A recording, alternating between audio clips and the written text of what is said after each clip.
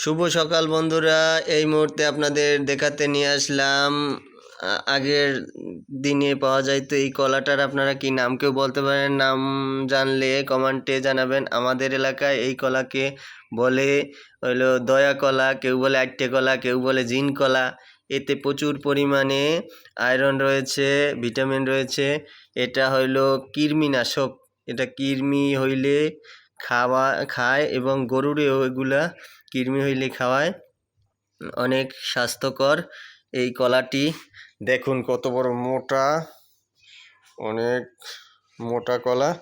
এটা দেখতে অনেকটা সুন্দর। আপনারা এগুলা খাবেন। এগুলো সচরাচর এখন দেখা যায় না, পাওয়াও যায় না। আগে গ্রামের রাস্তার পাশে প্লাস জমিতে চাষ করতো, কিন্তু এখন এগুলা বেশিরভাগ হইতে চায় না। এগুলা দেখতে অনেক ভালো, খাইতেও ভালো। বিচি কলা, অনেকে আবার বিচি কলা বলে। এটা বিচি আছে, প্রচুর পরিমাণে বিচি এর ভিতরে থাকে, কিন্তু এই বিচি সমেত খাইলে পরে দেহের অনেক উপকার হয়। ক্যালসিয়াম প্লাস কৃমির জন্য এগুলা মানুষে খায়। এগুলো আপনারা খাবেন, সুস্থ থাকবেন, ভালো থাকবেন। সবাইকে ধন্যবাদ।